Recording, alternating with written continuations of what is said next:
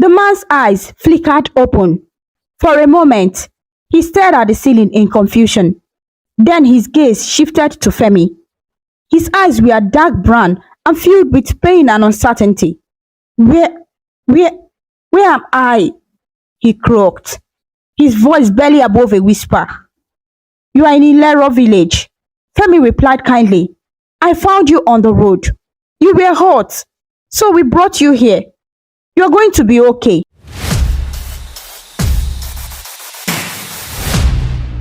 Chief Eze stood on the balcony of his grand mansion, gazing at the shimmering lights of the city below. The night air was warm and still, and the sky was a deep velvet dotted with stars. Eze, or Chief Eze, as many called him, was one of the most respected businessmen in Lagos.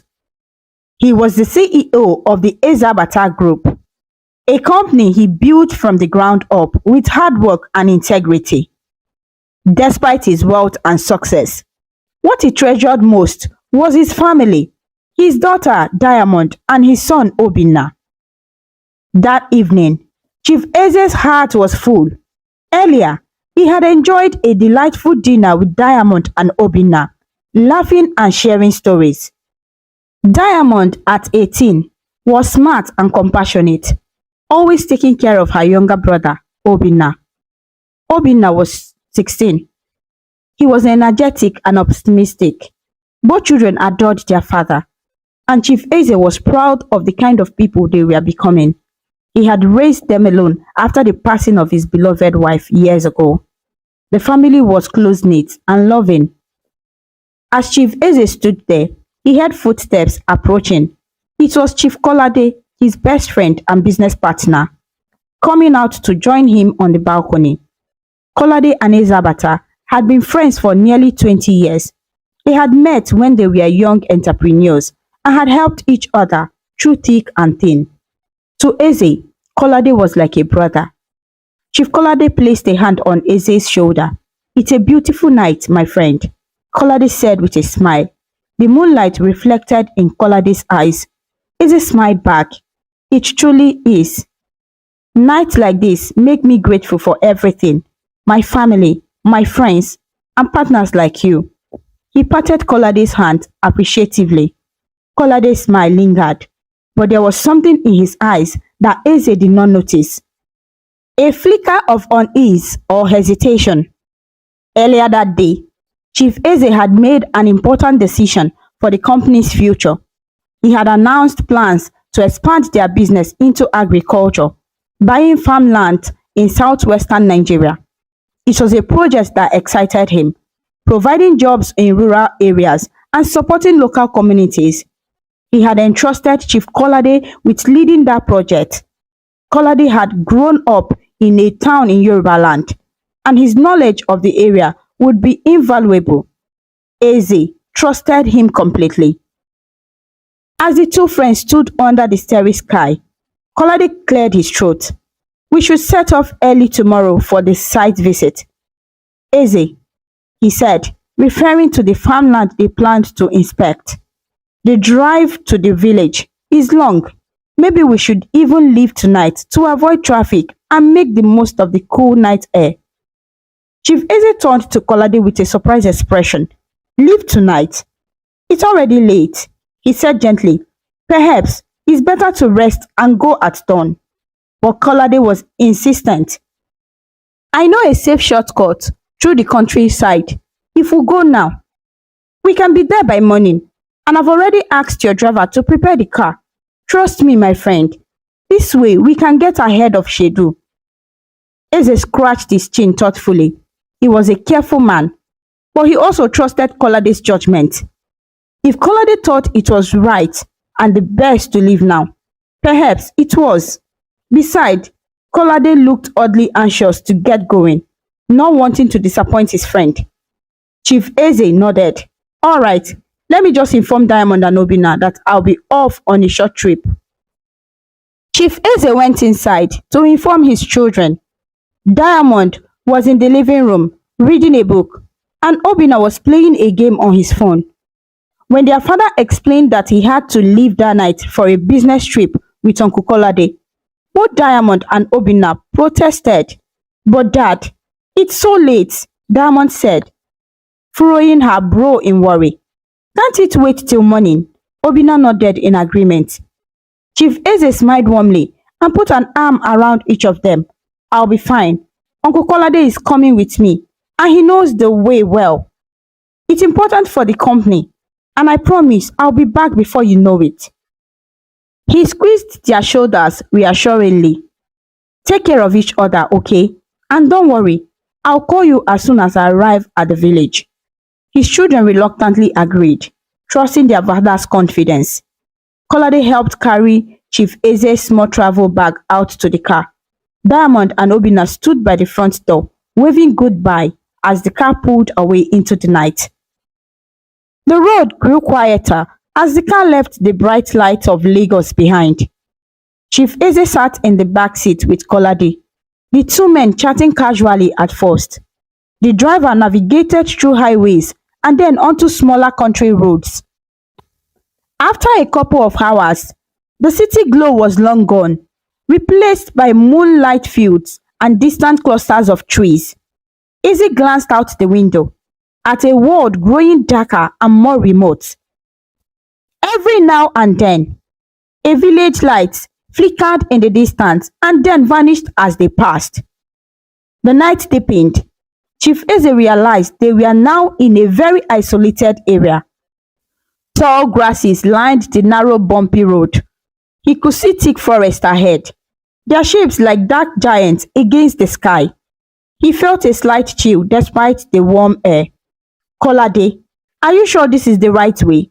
He asked softly, noticing the driver's tense posture. Kolade gave a short laugh. Of course, my friend. This is the shortcut I mentioned. We'll save hours of driving. Eze nodded and tried to relax, but a small seed of unease planted itself in his heart. The driver's eyes flickered to the rear view mirror now and then, and Eze thought he saw a strange expression on the man's face. Was it nervousness? Before he could ponder further, the car suddenly jolted, as if it had run over something. What was that? Eze exclaimed. The driver didn't answer. Instead, he pressed his foot on the accelerator, making the car lurch forward faster on the rough road. The vehicle's headlights bounced wildly over the dirt path. Chief Eze's heart started pounding. Slow down. We don't want an accident, he urged from the back. But the car only went faster. Kolade sat silent beside him, hand clasped tightly. Then, without warning, a pair of bright headlights appeared on the road ahead, blinding Eze for a moment. Another car was parked sideways, blocking their path. What's going on? Chief Eze shouted, alarm rising in his chest. The driver slammed the brakes, and the car skidded to a stop with a spray of dust. Before Eze could gather his wits, dark figures emerged from the shadows of the trees. At least 4 men surrounded their car, each holding sticks or metal rods. Their faces were obscured by scarves. Chief Eze's blood ran cold. Robbers, he thought, his mind racing. The driver unlocked the car and stepped out, to Eze's shock. Why was his driver getting out in the middle of an ambush? Eze's instinct screamed that something was very wrong. He reached for the door on his side, but Kolade suddenly grabbed his arm. Don't, Kolade said, his voice low and strange. Stay inside. Chief Eze turned to look at his friend, confusion and fear in his eyes. Kolade's face was partially hidden in shadow, but Eze saw no fear there, only a hard, determined expression that was entirely unlike the Kolade he knew. Kolade, Eze began. But in that instant, the car door on Kolade's side was yanked open by one of the attackers. Kolade stepped out calmly, as if he had been expecting them. Panic surged through Chief Eze. He tried to open his door and run, but another assailant was already there, wrenching the door open and dragging Eze out roughly. Help! Kolade, Eze shouted, struggling.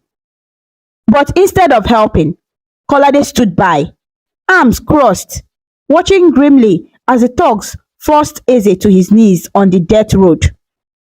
Under the faint moonlight and the car's headlamps, Chief Eze looked up at his friend in horror and disbelief. One of the attackers struck Eze across the face with a heavy stick, and pain exploded in his head. Eze tasted blood. He felt dizzy, but through the ringing in his ears, he managed to gasp. Why? Why are you doing this? Kolade stepped forward, squatting down, so he was at eye level with the kneeling Eze. I'm sorry, old friend, Kolade said quietly, but his voice carried no real sorrow. In his hand, Kolade held a small pistol that gleamed in the dim light. Eze's eyes widened with shock and betrayal. He could not understand.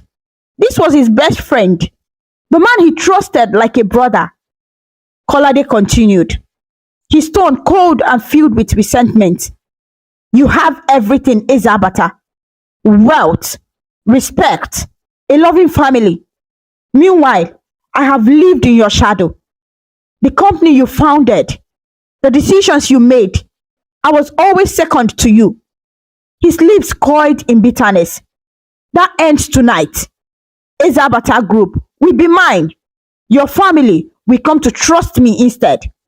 They will think you left them by choice. Chief Eze's heart clenched as he realized the depth of the betrayal. Kolade, please, you don't have to do this, he pleaded, voice shaking. He could barely see through the blood dripping near his eyes. He thought of Diamond and Obinna, who would be waiting for his call to know he arrived safely. He thought of how worried they would be if he never called at all. They see you as an uncle. What will you tell them? Kolade stood up, stepping back from Eze. For a split second, a look of conflict passed over Kolade's face, but it vanished quickly. I will tell them the truth as I want them to know it, he replied sharply. I will say that their father ran away, that he cared more about his ambitions or some foolish adventure than about them. In time, they will forget you, and I will be there to guide them, and the company too. Eze shook his head weakly, tears mixing with blood on his face. He couldn't believe what he was hearing. They will never forget me, he whispered, pain seeping through every word. Pain from his injuries and from the betrayal. Diamond, Obinna, they know I love them. Kolade sneered, and for the first time, Eze saw a side of his friend he never knew existed. A side full of jealousy and cruelty. Goodbye, Eze Abata, Kolade said softly, raising the pistol. Chief Eze closed his eyes tight, a tear escaping down his cheek. In his mind, he saw Diamond's warm smile and Obinna's cheerful face one last time. A sharp crack of gunfire shattered the night silence. A burning pain tore through Eze's shoulder, and he collapsed onto the ground. The world spun.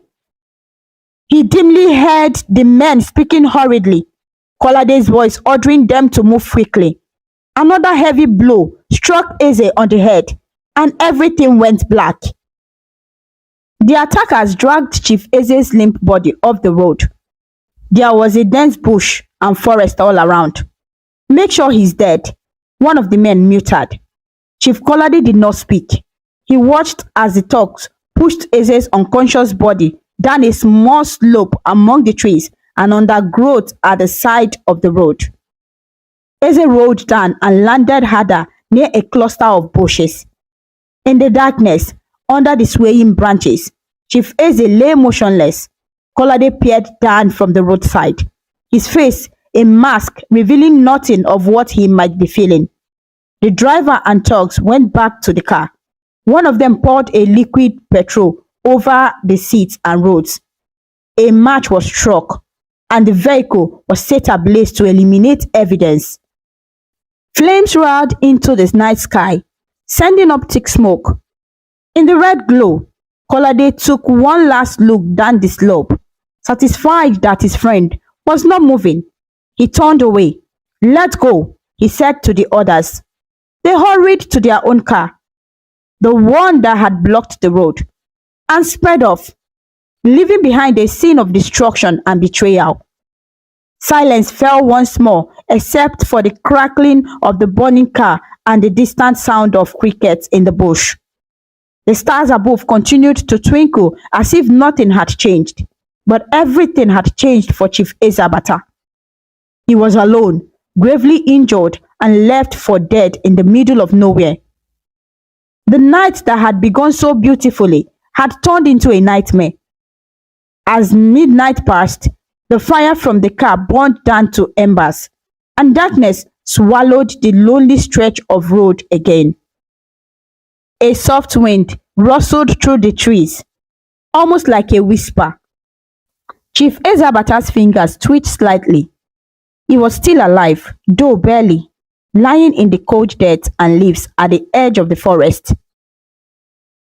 In that silent, lonely moment, under a sky that had once made him feel grateful and now only saw his despair, Chief Ezabata was lost to the world he knew. Early the next morning, as the first light of dawn crept over the treetops, a young boy named Femi made his way along a narrow path near his village. Femi was 14 years old, a skinny boy with bright, curious eyes. He lived in a small village in Yoruba land, not far from where the tragic ambush had occurred hours before. Every morning, Femi walked to a stream outside the village to fetch water in 2 plastic buckets for his morning chores. He often sang to himself as he walked, to keep away any fear of wild animals or spirits in the dim light. That morning, the air was cool and filled with the smell of wet earth from the night rain. Femi carefully stepped over puddles and hummed a tune. As he got closer to the main road that ran past the village, he noticed something unusual: broken branches and black scorch marks on the ground. He smelled smoke lingering in the air. Curious, he followed the trail and soon saw the burnt remains of a car on the side of the road. It was still smoldering. Femi's heart skipped a beat. He had never seen such a wreck up close. Summoning courage, Femi edged closer. The car was destroyed beyond recognition, its metal frame twisted by fire. "Hello?" he called out softly, wondering if anyone was there. There was no answer but the crackle of cooling metal. He was about to turn back when he heard a faint groan coming from the bushes down a small slope. Femi froze. Someone was there. He carefully set down his water bucket and stepped off the road, pushing aside some fern leaves as he descended the slope. Under a cluster of bushes, partly hidden by leaves, lay a man. He was covered in dirt and blood, his clothes torn. Femi's breath caught in his throat. It was a frightful sight. For a moment, fear told him to run back to the village and get help. But then, the man groaned again, a painful sound that made Femi's heart ache. The man was alive and needed help now. Femi mustered all his courage and crept closer. The man looked badly hurt. There was a bleeding wound on his shoulder and a nasty bump on his forehead. His eyes were closed and he was barely moving. Femi gently reached out and touched the man's arm. "Sir, can you hear me?" he whispered. The man's eyes fluttered open a crack. His lips moved and a raspy sound came out, but Femi couldn't make out any words. "I'll get help," Femi said urgently. "Just hold on." The boy scrambled back up to the road and looked around. At this early hour, no one else was nearby. The village was still a good 15-minute walk. Femi knew he had to act quickly. The man might not last that long without care.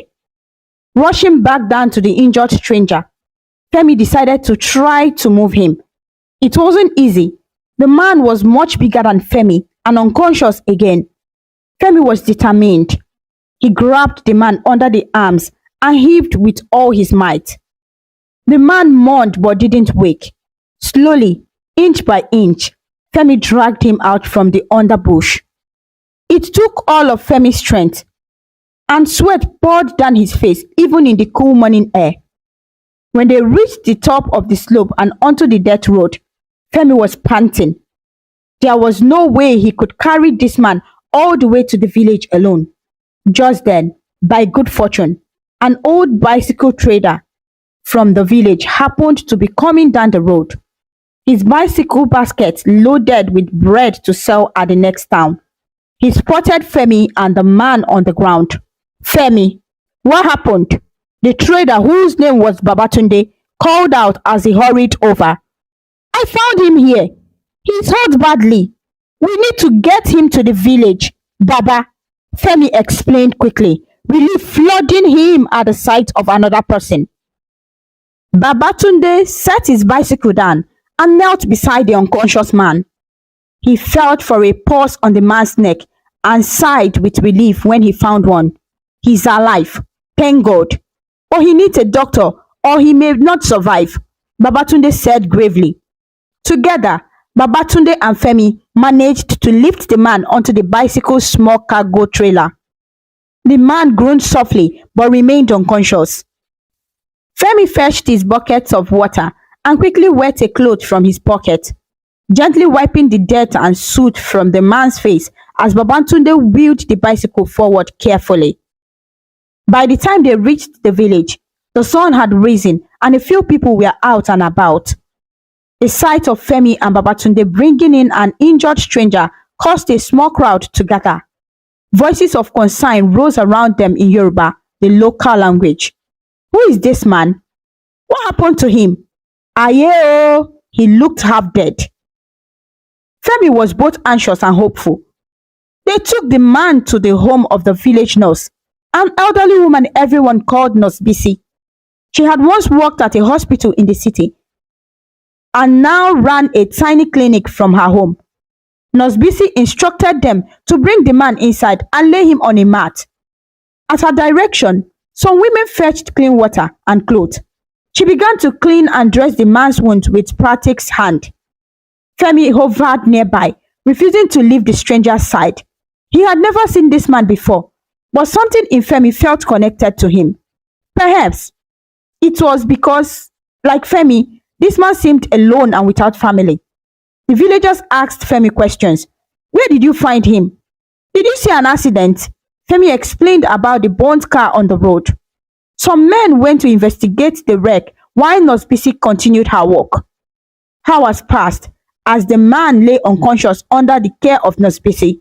She removed a bullet that had lodged in his shoulder and carefully stitched the wound. She treated the swelling on his head and checked for other injuries. "He's very lucky to be alive," she murmured. "Whatever happened must have been terrible." As evening fell, the man still had not woken up. Nurse Bisi recommended that someone stay with him overnight in case he woke up confused or in pain. Femi immediately volunteered. He didn't want the man to be alone. The villagers had provided a cot in Nurse Bisi's front room for the patient. Femi sat on a stool beside the cot, watching over the sleeping stranger. He prayed quietly, asking God to help this man recover. In the middle of the night, the man stirred. Femi had been nodding off, but the faint sound made him sit up alertly. He saw the man's hand move slightly and heard a low mumble from his lips. Femi leaned in, gently resting a hand on the man's uninjured arm. "Sir, can you hear me? You are safe now," he said softly. The man's eyes flickered open. For a moment, he stared at the ceiling in confusion. Then his gaze shifted to Femi. His eyes were dark brown and filled with pain and uncertainty. Where am I?" he croaked, his voice barely above a whisper. "You are in Ilero village," Femi replied kindly. "I found you on the road. You were hurt, so we brought you here. You're going to be okay," Femi offered a reassuring smile. The man blinked, trying to process the information. He winced as he attempted to move and felt the bandage on his shoulder. I I was on the road. I I remember a car. He trailed off, eyebrows knitting together. It's all a blur, he whispered. It's all right, Femi said. Don't try to remember everything now. You need to rest. He paused, then asked, What's your name, sir? The man closed his eyes, concentrating. A few tense seconds passed. My name, he murmured. Eze. It was the only thing he could recall clearly. The word had echoed in his mind from the moment he opened his eyes. Eze. Eze. Femi repeated softly. It was a short name, but it felt significant. Okay, sir. It's nice to meet you, Eze. My name is Femi. He spoke slowly and gently, as one might to a frightened child. Do you remember anything else? Maybe your last name, where you are from? The man's face grew troubled. He brought his good hand up to his forehead as if trying to massage memory back into his brain. But he winced and dropped his hand again, clearly weak. I don't know, he said, voice breaking with frustration and worry. I can't remember. I can't remember who I am beyond that name, Eze. What happened to me? His eyes glistened with tears of confusion. I don't even know. Seeing the man's distress, Femi shook his head quickly. It's all right, sir. Don't stress yourself now. You had a bad accident, I think. The important thing is you are still alive and safe. Your memory might come. It might come back later. For now, just rest. Femi's voice was gentle but firm, like how a little adult might speak to someone in need. Although he was just a boy, Femi had learned to be strong and calm in tough times. Losing his own parents at a young age had forced him to grow up quickly. The man, Eze, looked at the boy by his side. He saw kindness and earnest concern in Femi's eyes. Thank you, Femi, he whispered. You saved my life. Femi felt a warm flush in his chest and shook his head modestly. I did what anyone could do, he said, though he was secretly proud that he had been brave enough to help. Try to sleep. Just sleep some more, sir. I'll be right here if you need anything. A faint grateful smile touched Eze's lips. Comforted by the presence of this caring boy, he let his heavy eyelids close again. Over the next few days, Eze drifted in and out of sleep as he slowly healed. Nurse Bisi was amazed at his progress. His fever had come down and none of his wounds were infected. The village hospitality was extended to him. People sent food, herbs, and good wishes.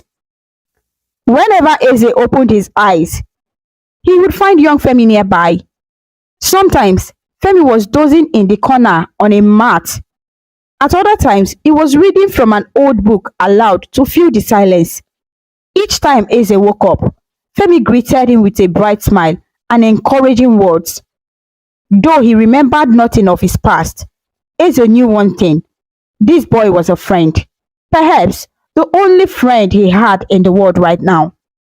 One quiet afternoon, Eze managed to sit up a little, leaning against a pillow. Femi rushed to help steady him. Careful, sir. You don't want to tear your stitches. Eze chuckled softly at the boy's concern. You've been taking care of me so well, Femi. Thank you. I think it's time I stop calling you just a friend and start calling you my son. He said it lightly, but with warmth. Femi's eyes widened in surprise and a shy happiness. He had been alone since losing his parents. And here was this man, a stranger just days ago, now looking at him with fatherly affection. I would like that, Femi replied quietly. He felt a lump in his throat, and he quickly busied himself adjusting the pillow to hide the tears that welled up. They were not tears of sadness, but of comfort. Perhaps the first time he had heard this in many years. From that day, Femi took to calling the stranger Baba Eze. Baba meaning father, or a respectful term for an older man in Yoruba. The name made Eze smile. It felt right. He still did not remember his full identity or his own children waiting for him in Lagos. But life had given him a new child in the form of this compassionate boy.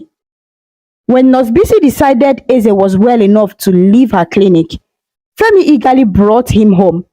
Home for Femi was a simple one-room hut with a thatched roof at the edge of the village. The walls were made of mud bricks and the floor was just cool packed earth. It wasn't much, but Femi kept it tidy. There was a small cot, which he insisted Eze take, where Femi laid a mat on the floor for himself. At first, some villagers were unsure about the stranger in their midst with no memory. But as the days turned into weeks, they saw how polite and hardworking Eze was despite not recalling who he used to be. He helped wherever he could, drawing waters from the well, assisting farmers in the farm with simple tasks as he regained his strength, and fixing broken fences with whatever skills he still had in his hands. Even without his past memories, Eze found that he had knowledge of many things. He realized he knew how to read and write well when he picked up Femi's books, and he had a knack from business when he helped villagers sell their produce at the market. These abilities seemed to come naturally, hinting at the life he had forgotten. The villagers grew fond of him, and before long, everyone accepted him, Baba Eze, as one of their own. They figured he might never remember his old life, and perhaps that was destiny. Among them, he was just a good man with a kind heart who had appeared out of nowhere like a blessing in disguise, especially for young Femi. Each night, before they slept, Femi and Baba Eze would talk by the light of a small kerosene lantern. Sometimes, they talked about Femi's parents, how he missed them, and the happy memories he had of them singing him lullaby or telling folk stories under the stars. Sometimes they speculated about Eze's past, who he might have been. Maybe you were a traveling trader, Baba Eze, Femi would guess playfully. You bargained so well in the market. Eze would laugh and stroke his chin. Or maybe I was a teacher, since I enjoy helping you with your schoolwork. He would respond. In truth, Eze felt an ache when he thought about his forgotten past. In the silence of the night, after Femi had fallen asleep, Eze would sometimes lie awake, gazing at the ceiling. In those quiet moments, he felt a nagging emptiness, as if something important was missing from his heart. Faces he could not recall, laughter that once warmed him, perhaps family he had loved. But whenever he turned to see Femi sleeping peacefully nearby, he would remind himself that he was lucky to be alive and no longer alone. Maybe this, right here, was what mattered now. And so, in that humble village, through the kindness of a young orphan boy, a lost father began a new life. Although his past remained a mystery, each day was filled with purpose, caring for Femi and being part of a community that welcomed him. In time, Chief Ezabata's old life in Lagos faded like a distant dream, while the reality of Baba Eze's new life in the village became his comfort and joy. Years passed quickly and quietly, and the seasons in the village turned from the rains of one year to the harmattan winds of the next. Chief Ezabata, now simply Baba Eze, lived in a humble and peaceful life in the Ilero village. With each passing year, he and Femi grew closer, their bond as strong as any true father and son. Without his past, Eze might have been expected to feel lost, but in many ways he was found. The villagers became his extended family, and Femi was the son of his heart. He worked alongside the locals, learned their ways, and even picked up the Yoruba language bit by bit. By the time a decade had slipped by, Baba Eze could speak Yoruba with a fluent ease that made everyone smile, given that he wasn't born in their land. Femi grew from a boy into a young man. At 23, he was tall and sturdy, with kind eyes and a bright mind. Baba Eze often thought that if he had been blessed with another son, he couldn't have asked for better than Femi. Under Baba Eze's encouragement, Femi studied diligently at the village school. Every evening after chores, they would sit outside their hut under the mango tree. By the soft glow of an old lantern, Baba Eze helped Femi with his homework, taught him arithmetic tricks, and read whatever books they could find together, even without remembering his own education. Eze's innate knowledge and patience made him an excellent teacher. Femi excelled in school, often at the top of his class. One memorable evening, as they sat together looking at the stars, Femi turned to Eze with a serious expression. "Baba," he said, using the affectionate term he had long since adopted. "I sometimes wonder if you have your own family somewhere, missing you." It was something he had been thinking about now that he was older. Over the years, Eze occasionally had flashes in his dreams, a soft laugh, a hand resting on his shoulder, the scent of a woman's perfume, a boy and a girl's voice. But every time he woke, the memories evaporated like mist in the morning sun. He often assured himself that if he had a family, they would have found him by now, or he would have remembered them. Baba Eze sighed, his gaze still on the twinkling sky. "I wonder that too. Sometimes," he admitted softly. "But if I do have a family out there, I pray they are happy and well. And I hope they would forgive me for not finding my way back to them." His voice caught a little, and Femi felt a pang of empathy. Over the years, he had seen a quiet sadness in Baba Eze's eyes on rare occasions. Usually when a village event like a wedding or a festival reminded him of something just beyond reach in his memory. Femi reached out and held Baba Eze's hand firmly. "Whether or not you find them, you are my family now," he said. "You always have me." Eze smiled and squeezed the young man's hand. "And you, my son, will always have me. You brought me back to life, Femi. I could never forget that. You gave me a home when I had none." Their life was modest but content. Baba Eze earned a small income by helping at the local trading post and occasionally assisting the village head with accounts. As he had a natural head for numbers, Femi helped farmers in the field for a wage while finishing his schooling. They never had much money, but they always had enough to put food on the table and even to help neighbors in need. Because generosity was something Baba Eze taught Femi through example. One sunny afternoon, a letter arrived at the village school addressed to Femi. It was an official letter, crisp and sealed. A rarity in the village where most communication was word of mouth. When the schoolmaster handed it to Femi, the young man's hand trembled with anticipation and nervousness. Baba Eze was waiting outside the classroom as usual to walk home with Femi. He saw Femi's eyes widened as he opened the envelope and read the contents. "What is it, my son?" Eze asked, concerned and curious. For a moment, Femi was speechless. Then a huge smile broke across his face. "Baba, I've been awarded a scholarship," he exclaimed, "to study engineering at the University of Lagos. They chose me." Eze's heart swelled with pride and joy. "That's wonderful," he cried, laughing as he embraced Femi. He spun the younger man around in delight right there in the dusty schoolyard. The other children and villagers nearby clapped and cheered when they heard the news. Femi was one of their own, and his success was a celebration for everyone. That evening, the village elders and neighbors gathered under the big mango tree to congratulate Femi.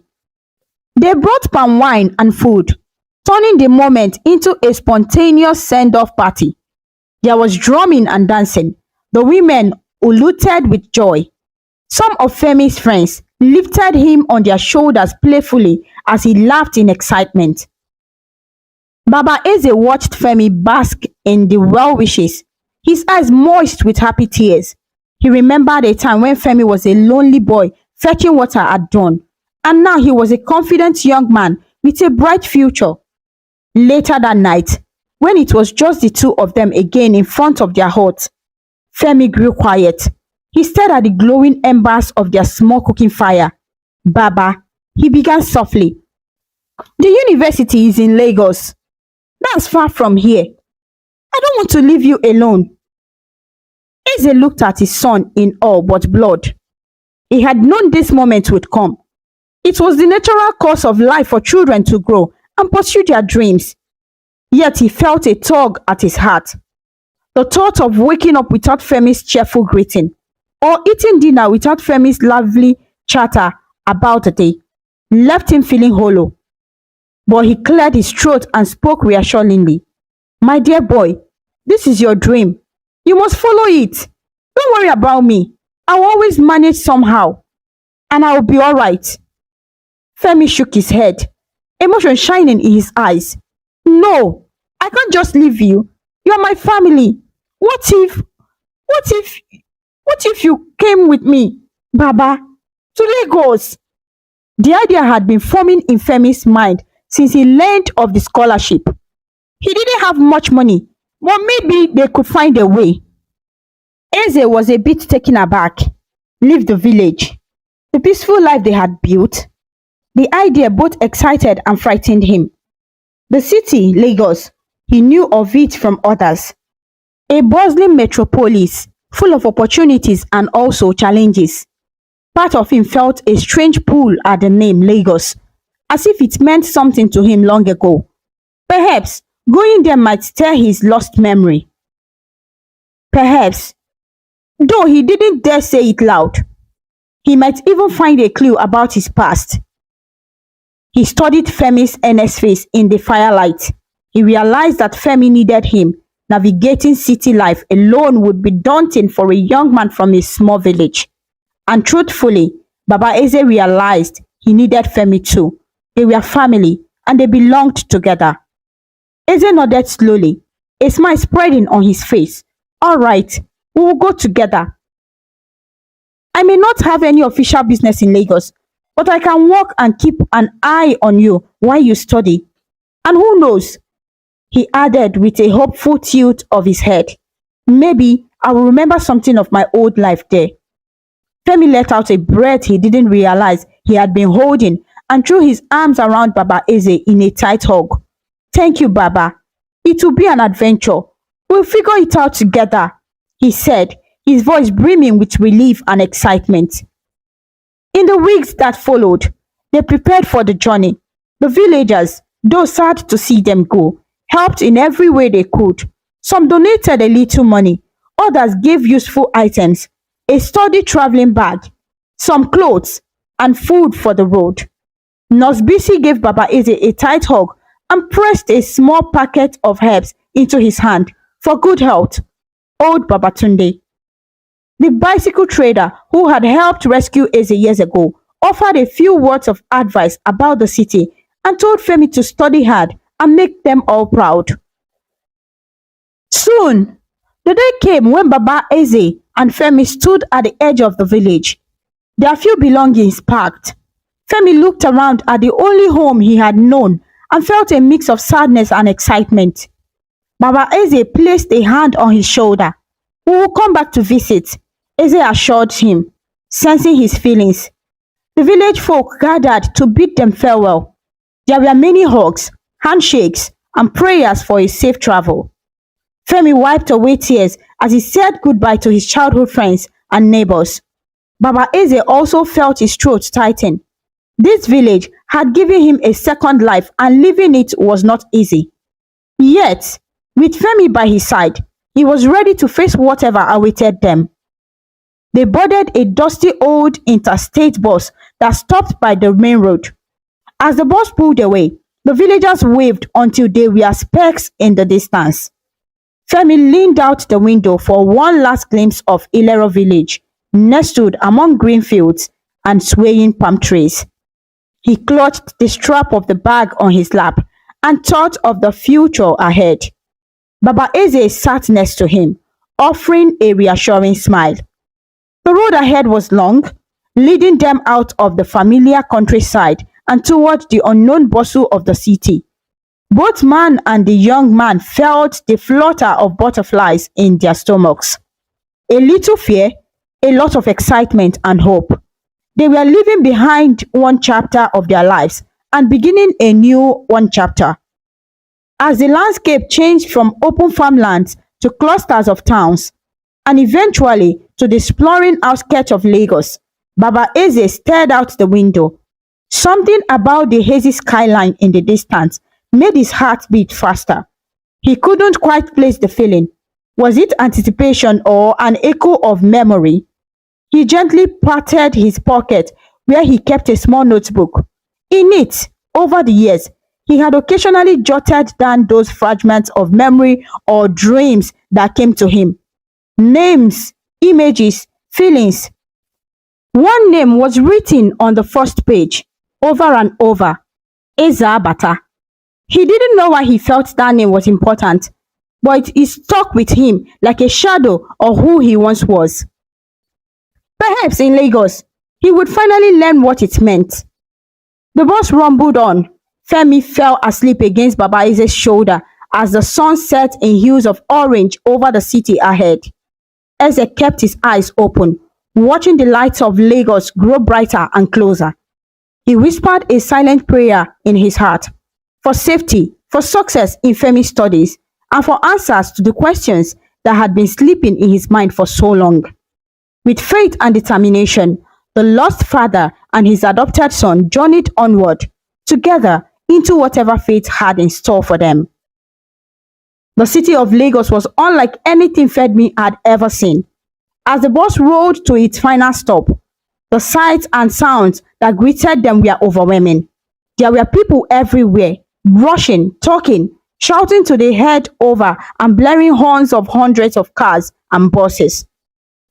The air smelled of a mix of petrol fumes, street food, and the salty breeze blowing in from the lagoon. Skyscrapers and tall buildings loomed in the distance, while closer to them were crowded markets and bustling streets. Baba Eze held tightly to Femi's hand as they stepped out of the bus, carrying their bags. He remembered nothing specific, but a strange sense of familiarity tugged at him.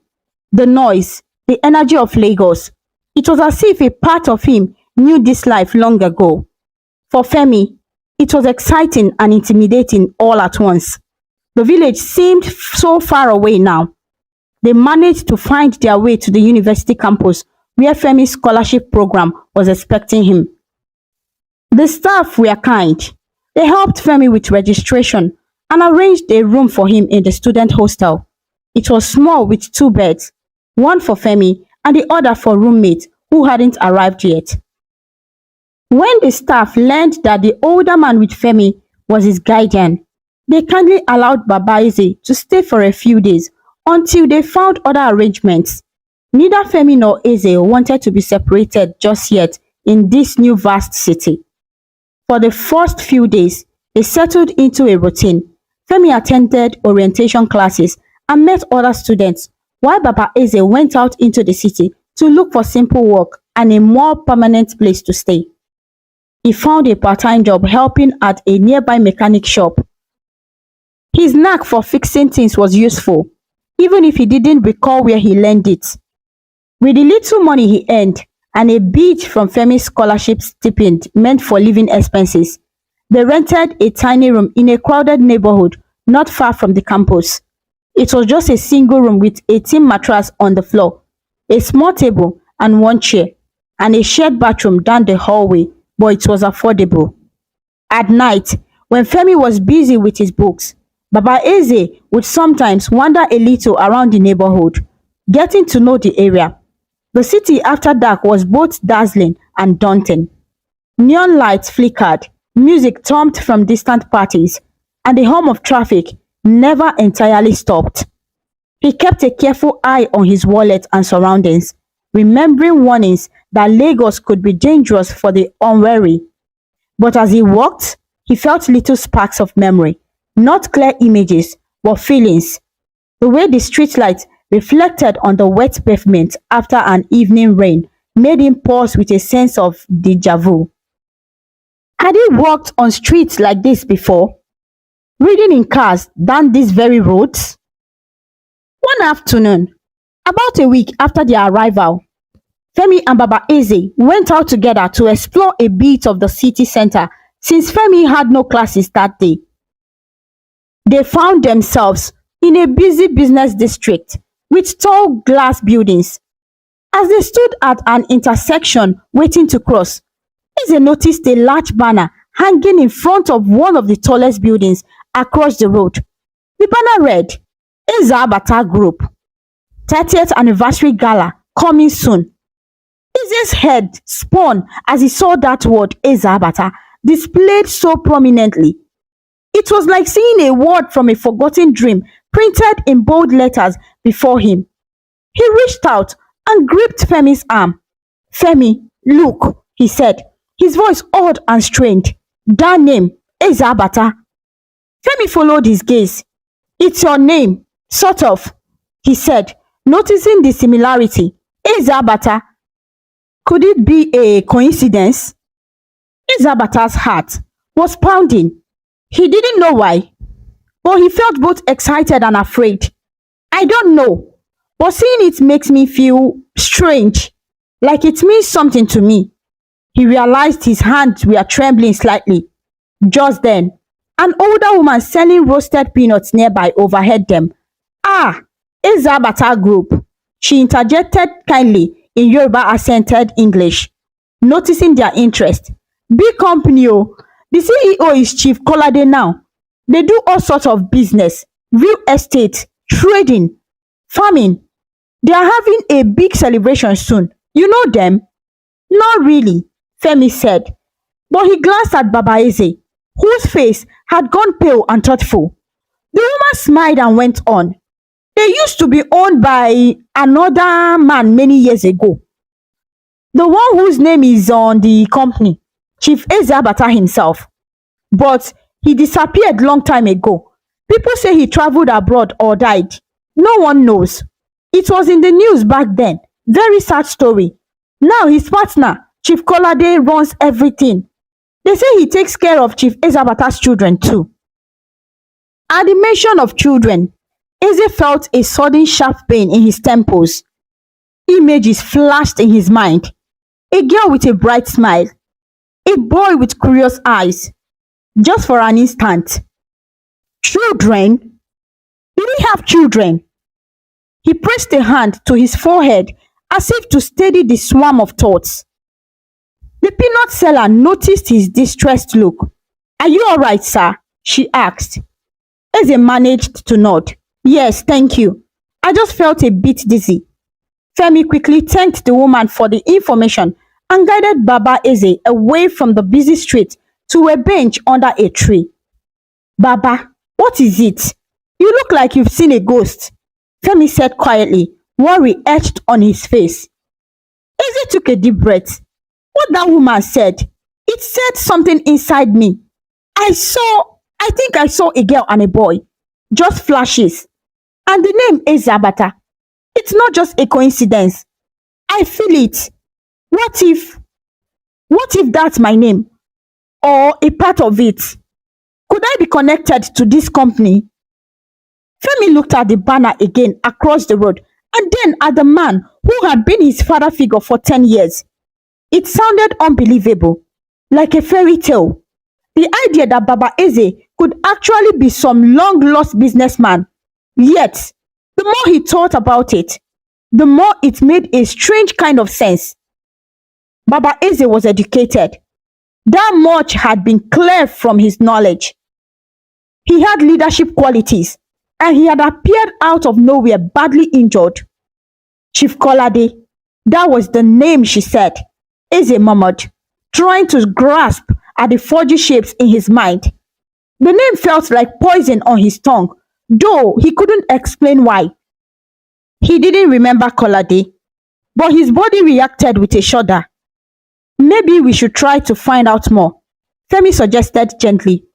If there is even a tiny chance that you are this Chief Ezabata who went missing, then Diamond and Obinna, those must be the children she mentioned. They could be your children. He spoke slowly, as if not to overwhelm Eze. It was a lot to take in. Eze's eyes filled with tears that he didn't even notice were falling. Diamond and Obinna, the names resonated in his soul. He didn't recall their faces clearly, but the very sound of the names made his heart ache with longing and love. Diamond, Obinna, he whispered, tasting the names. Suddenly, he was sure, even without concrete memories, he was sure those were his children. How could he have forgotten them? Emotion swelled in him, and a sob escaped before he could stop it.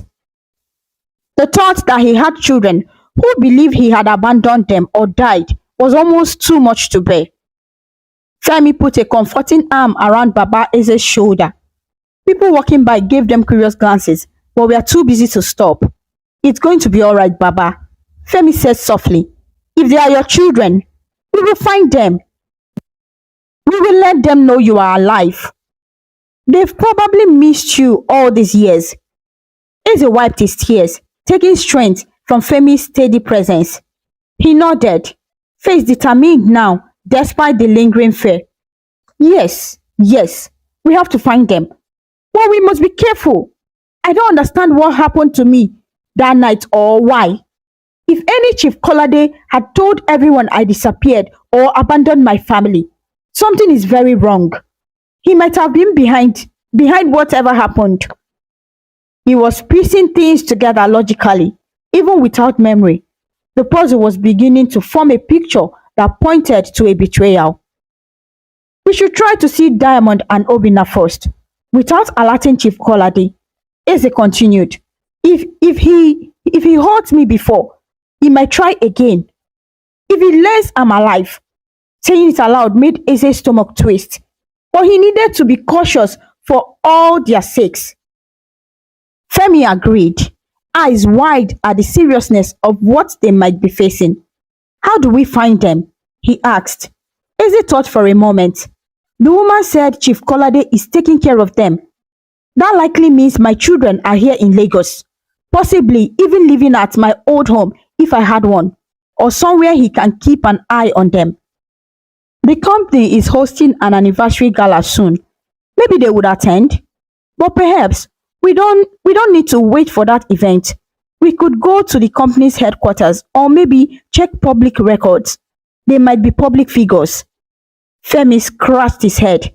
I have a friend in my class whose uncle worked at the city records office. He offered, maybe he can help us look up the name Ezabata or any news archives. They decided to start quietly. That evening, using a shared computer at the university library, Femi and Eze searched the internet for Chief Ezabata. Sure enough, they found old newspapers articles from about 10 years ago. One headline read, Business mogul Ezabata missing, presumed dead, family and partner in mourning. They read it together, both tense. The article described how Chief Augustus Ezabata had disappeared during a business trip, how his car was found burned on a rural road with nobody inside, and how after months of searching, he was declared missing, later presumed dead. It mentioned his two children, Diamond and Obinna, who were taken under the wing of the father's close friend and business partner, Chief Kolade, who assumed leadership of the Ezabata group. Baba Eze Augustus Ezabata felt his hand shake as he read about his own life as if it belonged to someone else. There was even a small photo included of him from before. He saw a younger version of himself in a suit, looking confident and happy. It unlocked a flood in his brain. Memories, clear and undeniable, crashed into him. He saw Diamond as a little girl blowing out birthday candles, Obinna learning to ride a bicycle, his wife's face laughing on a beach holiday, and then that dreadful night on the road, Kolade's cold eyes as he said, "Goodbye, Ezabata," and the flash of a gun. Eze gasped and clutched the edge of the table. It was as if a dam had broken. "I remember," he whispered, voice trembling. "Femi, it's all coming back." And it was. Not every detail, but enough. He remembered who he was. He remembered that Kolade had betrayed him, left him for dead. He remembered his children's faces, older now in his mind than the frozen images from 10 years ago.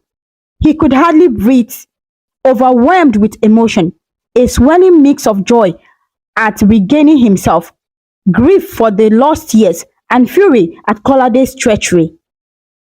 Femi steadied him, concerned that the librarian might notice their distress. "Baba, Chief Ezabata," he began, then smiled shakily. "I guess that's really you.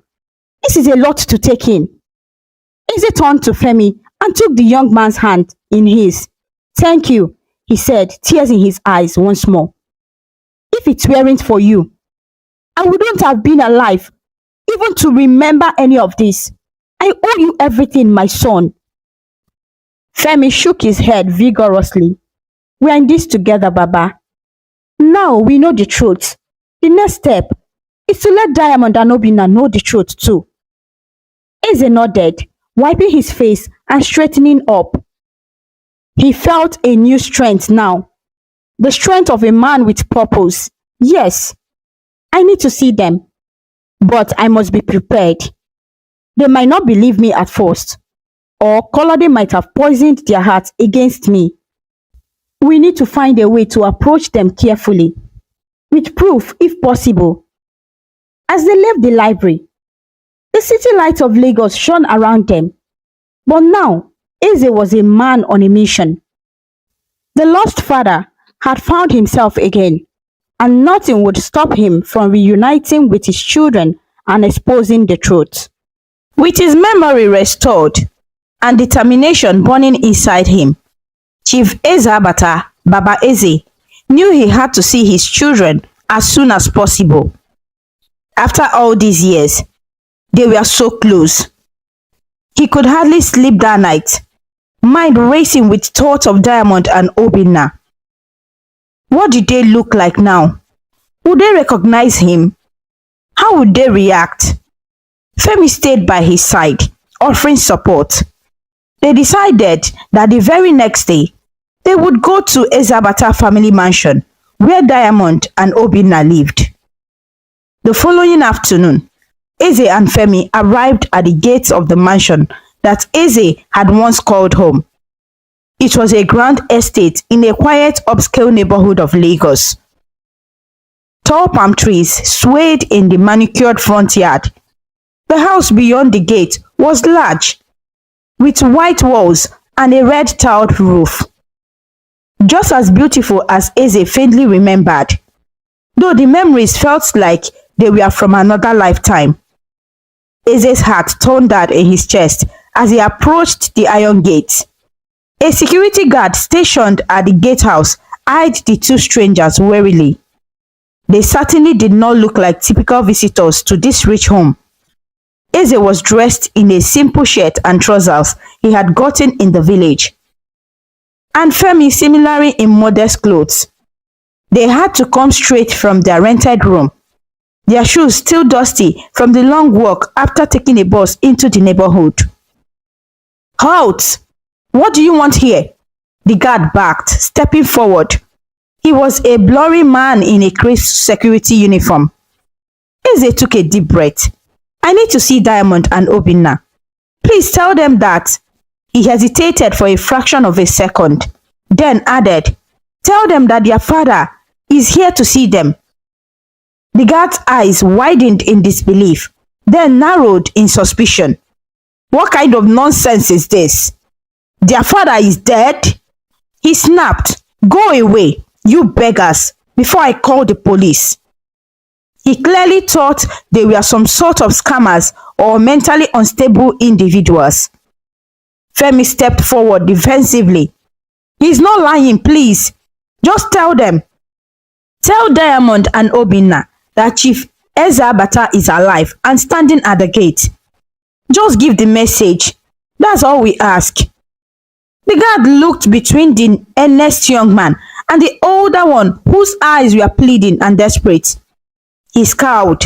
I don't have time for games. Leave now. Eze felt panic rising. This man's refusal was a hurdle he hadn't expected. He quickly reached into his pocket and pulled out a one leather wallet. Inside, he had only a few naira bills, his salary from the mechanic shop, but he thrust them towards the guard. Please, just go inside and tell them. Keep this for your trouble. If I'm lying, no harm done, right? But if I'm telling the truth, they deserve to know. The guard looked at the money and then at Eze. Something in Eze's voice and tear-filled eyes perhaps struck a chord. Reluctantly, the guard grumbled and took the money. Stay here, he ordered, as if they could go anywhere else, and went back to the gatehouse to use the intercom. Inside the mansion, Diamond was in the living room going through some documents. Now 28. She had grown into a poised and intelligent woman. Though she did not officially run Eze-Abata Group, she had taken on a managerial role and kept close eyes on part of the business, especially charity projects, continuing what she believed was her father's legacy. Obinna, now 26, was in the hallway, fiddling with his car keys, about to head out to meet a friend. Over the years, Kolade had treated them well on the surface. They had wealth, education abroad, and anything they wanted. But no amount of comfort could fill the void left by their father's disappearance. Diamond copied by pouring herself into work and being protective of her younger brother. Obinna coped by trying to distract himself with friends and an active social life. Though deep down, he had a temper whenever the topic of their father arose. Kolade had convinced them that Eze-Abata might have run off or dead, but never gave them closure. In their hearts, Diamond held on to hope that her father might still be out there, while Obinna tried to bury the heart, but accepting the history and the story that their father abandoned them. When the intercom buzzed, Diamond answered it. Yes, the guard's voice crackled through. Madam Diamond, there are two men at the gate. They claim, well, one of them says he's your father, Chief Eze-Abata. Come back. He sounded almost embarrassed to relay such an unbelievable message. Diamond's heart skipped. For a moment, she felt as if the words stood still. What did you say? She whispered. Obinna, overhearing from a few steps away, frowned and walked over. What's going on? The guard repeated. A man out here says he is Chief Eze-Abata. I can send him away if you want. Probably a crazy person. Diamond felt faint. It couldn't be, could it? Her mind told her it was impossible, that her father was gone for so long. But her heart, pounding rapidly, urged her to see for herself. She had to know who would dare make such a claim. Don't send him away. I'm coming, she said quickly into the intercom. Obinna looked at his sister as if she had lost her mind. Diamond, you are not seriously. But Diamond was already moving towards the front door. I have to see who this is. Obinna. If it's a fraud, we'll send him off or call the police. But if there is even a 1 in a million chance. She didn't finish the sentence. Obinna hesitated, then followed her. He wouldn't let his sister face a stranger alone, whatsoever or whosoever this was. They walked down the driveway towards the gate. Through the wrought iron bars, Diamond saw two figures. One was a young man she didn't recognize at all, but the other, her step faltered. The other man, he looked withered and lean, with grey touching his hair and a thin beard. He wore plain clothes and stood anxiously. He looked nothing like the vibrant, strong father she remembered, and yet there was something achingly familiar about him.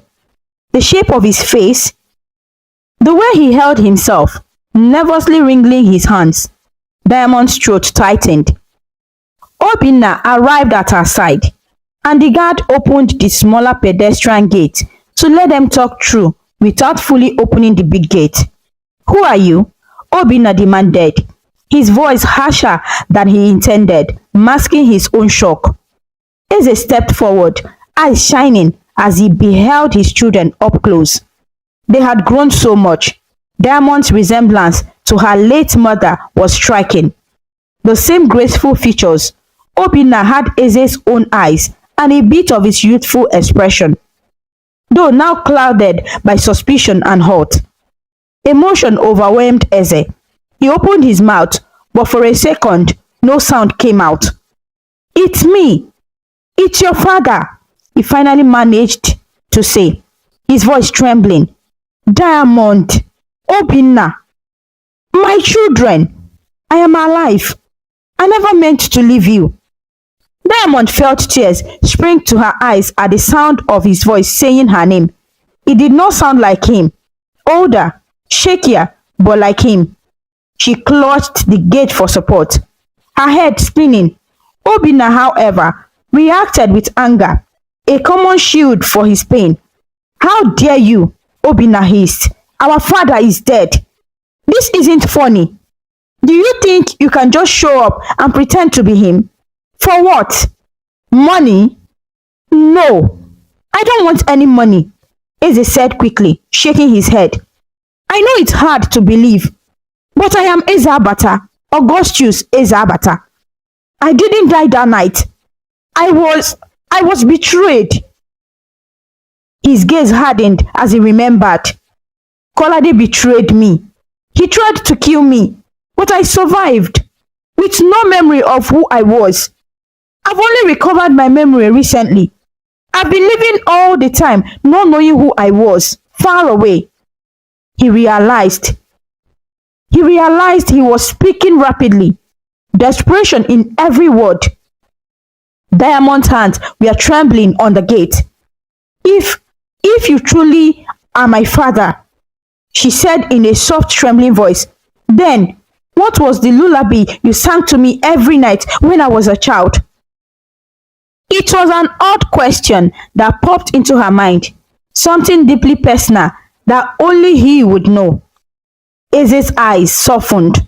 Despite the years and memory loss, that particular detail flowed back into his mind with ease. In a gentle voice, he began to sing the old Igbo lullaby that he used to hum to Diamond when she was little and scared of the dark. The same comforting melody carried through the bars of the gate. Diamond gasped, tears rolling down her cheeks now. "It can't be," she whispered. The song was exactly right. No imposter could have known that so perfectly. Memories of her father tucking her in, humming that song to her when she couldn't sleep, flooded her mind. Obinna looked at his sister, conflicted. He remembered the lullaby too, though he was younger. "It's a trick," he said, but his voice lacked conviction now. He stared intently at the man who claimed to be his father. He could see now through the beard and the sun-wildered skin. There was a resemblance. The eyes, the shape of the nose and jawline. It was possible. Diamond stepped back, her emotions a whirlwind. She wanted to flinch the gate open and embrace him, but a decade of heartache and confusion held her back. "If you are my father," she cried, "where have you been for 10 years? Do you have any idea what we went through? How could you not come back to us?" Her words were full of pain. Eze felt them like blows. "I'm so sorry," he said, voice choked. "I never meant to abandon you. I was left for dead. I lost my memory from the injuries. I've been living in a small village not knowing my own name. I only regained my memory days ago. As soon as I remembered, I came. Please, you have to believe me. Kolade lied to you.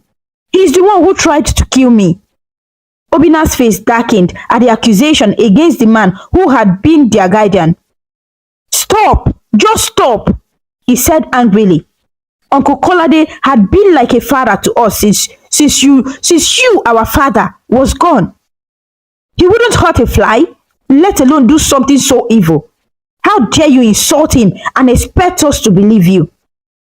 Eze realized just how deeply Kolade had inserted himself into his children's life. I know it's shocking, he insisted, pressing a hand to the gate. But think, did he never act strangely about my disappearance? He declared me dead so quickly, took over the company. Did he ever try to find me? Truly find me? Diamond bit her lips. She had secretly wondered about those things for years. Kolade had organized searches for a few months, then accepted Eze's death. Perhaps too readily. But Obinna's anger was clouding his mind. She could see he wasn't ready to consider that their beloved uncle could be a traitor. Enough of this, Obinna said, reaching for Diamond's arm. We are leaving. This man is probably delusional or a con artist. We will call Uncle Kolade and let him handle it. At the mention of Kolade being called, Eze felt a spike of fear. If Kolade arrived, who knew what he might do? He could have Eze arrested, or worse, Kolade might attempt to eliminate him again. Wait, please, Eze called desperately as he saw his son turning away. Diamond, Obinna, I can prove who I am. Let's do a DNA test. Or ask me anything else. Anything from your childhood. Don't walk away, please. His voice cracked, and he reached one arm through the bars as if he could grasp onto them. Diamond had tears streaming down, clearly torn. Obinna gently but firm pulled her away. We are going, Diamond. This is too much. If he really is who he says, we will deal with it later. But I can't. His voice wavered with emotion he was trying not to show. Perhaps deep down, a part of him feared it was true, because that would mean facing the pain of losing his father all over again. The father he had convinced himself not to love anymore, to protect his broken heart. The guard stepped back in, ready to close the small gate as Diamond and Obinna backed away. Diamond looked over her shoulder at the stranger. Or was it truly her father? Her heart told her yes, but her mind wide in confusion and shock. I'm sorry, she whispered through her tears, not even sure to whom. To her father for leaving him at the gate, or to herself for not being brave enough to immediately accept him. Then the gate shut with a loud clang. Eze stood there, arms still outstretched, as if he could will it back open. No! No! He murmured in despair. He could see his children retreating up the driveway. Diamond wiping her tears, Obinna's arm around her shoulder. Femi, who had stayed quiet during most of the exchange, now stepped closer and gently touched Eze's shoulder. Baba, I'm so sorry, he said softly.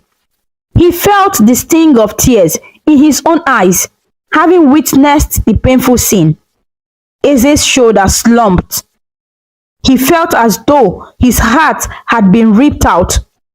After finally finding his children, to be rejected as a fraud, it was almost unbearable.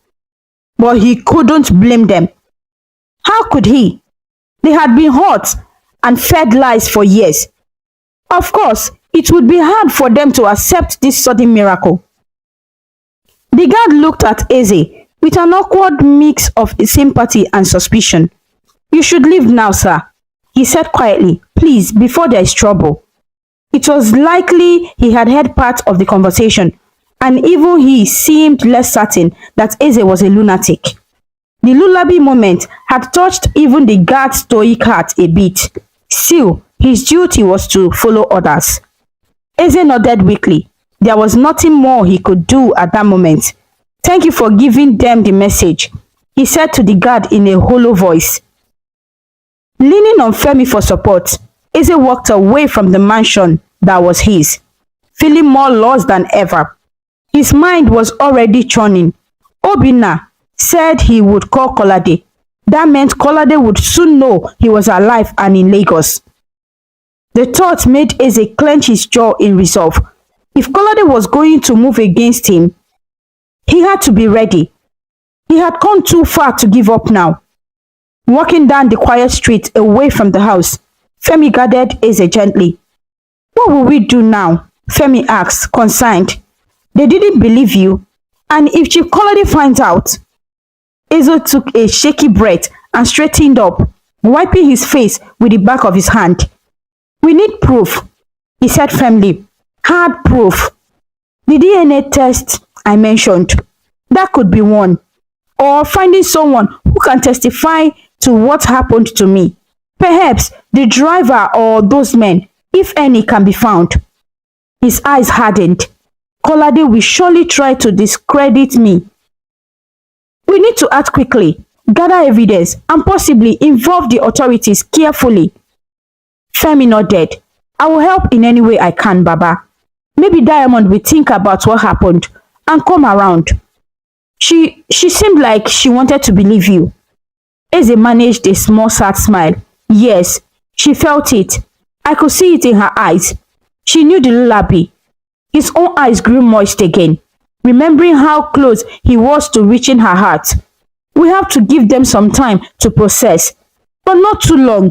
Kolade will try to tighten his grip on them. As they reached the end of the street, Eze took one last look at the distant silhouette of his mansion. He made a silent promise. I will come back. I will return home properly, with my children welcoming me. This is not the end. With renewed resolve, the lost father and the faithful friend turned son headed back into the city, determined to uncover the truth and reclaim the life that had been stolen from them all.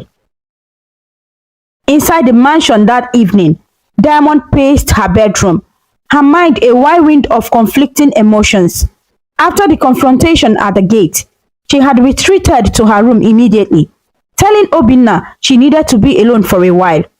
Obinna had grudgingly respected her request, though he was worried and confused himself. Diamond had told her that the man at the gate truly was her father.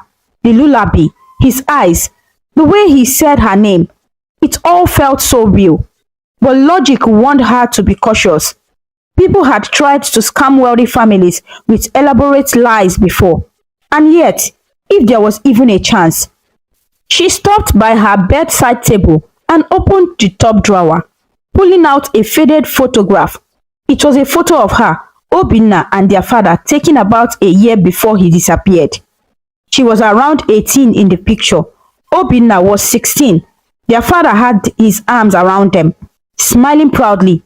Diamond's eyes filled with tears as she looked from the photo to the window, recalling the face at the gate. The years and hardships had changed him, but she could see a resemblance. Most importantly, she had felt something in her soul when he sang that lullaby. An emotional memory awakened that couldn't be faked. While she was deep in thought, Obinna burst into her room without knocking, his face flushed with agitation. I called Uncle Kolade, he said. He's on his way over. He was furious that someone is impersonating Dad. He said we should have had the man arrested. Diamond turned to her brother, a knot forming in her stomach. You told Kolade already? She asked, dismayed. She had wanted time to think before involving him. Of course I did, Obinna replied, pacing. He deserves to know. He's like family, and he will know what to do. The nerve of that man, singing that lullaby. He must have done some homework to trick us. When Kolade arrived, Diamond watched Kolade carefully. He sounded genuinely outraged, but something felt off. Perhaps it was her own suspicious mind at play. But she noted a flicker in Kolade's eyes, a flash of fear. When Obinna mentioned the man was indeed alive and that he had regained memory, Kolade quickly masked it. But Diamond caught it And why was he sweating so much? Was it just anger? What did this man look like? Kolade asked, his tone severe. Diamond described the stranger's appearance briefly. Kolade pressed his lips together. It does sound like it could be him, but people can look similar. And con men can learn personal details like a lullaby. Perhaps he heard it from an old servant or someone. Diamond looked down. Maybe, she concluded, though she wasn't entirely convinced by her own words. Kolade stepped closer and put a hand under Diamond's chin, lifting her face gently to look into her eyes. My dear, I know this must have been hard for you. You never truly got closure about him. I'm sorry someone tried to open those wounds again. I promise I will handle this. I'll have my security team find this fraud and make sure he never disturbs you again. At that, Diamond's heart lurched uncomfortably. What will you do to him? She asked. Kolade shrugged, trying to appear nonchalant. Oh, just turn him over to the police for harassment and fraud. People like that sometimes team up with accomplices to extort money. But don't worry, he patted her shoulder kindly. He then looked to Obinna. Perhaps it's best if you both stay in tonight. I will increase the security around the house, just in case he tries to return. And if he contacts you, let me know immediately. Do not meet with him alone. Diamond nodded slowly. Kolade's words were sensible, yet they left her feeling uneasy. After a little more discussion, Kolade retired to the study to make some phone calls, presumably to mobilize his security or contact to locate the mystery man. Obinna went off to his room, exhausted by the emotional day. Diamond, however, couldn't rest. She needed answers. She quietly slipped out of the house, telling no one. In her hand was a small piece of paper with a phone number scribbled on it. Before leaving the gate earlier, Eze had quickly asked the guard to give Diamond a note with a phone number if she wanted to contact him. The guard passed it to her as she walked back inside, whispering that the man seemed sincere. Diamond had taken it without a word. Now, under the cover of night, Diamond stepped into her car and dialed the number with shaky fingers. It rang twice before a familiar voice answered, tentative and low. Hello? Diamond's breath caught. It was him, the man who claimed to be her father. This is Diamond, she managed to say, her voice trembling. Are you still willing to prove what you said? On the other end of the line, Eze stood up from where he was sitting in their room, where he and Femi was talking. Relief and hope flooded him. Diamond, my daughter, he said softly. Thank you for calling. Yes, I'll do anything to prove I am who I say. Thank you for giving me a chance. Diamond's eyes moistened at the sound of him calling her daughter. She cleared her throat. I need to see you, but not at the house. Uncle Kolade mustn't know. Can we meet somewhere public, but quiet? They arranged to meet at a small park not far from the mansion. Diamond drove herself there, her heart in her throat. It was around 9 at night, and the park was mostly empty. Just a few street lights illuminating the benches and paths.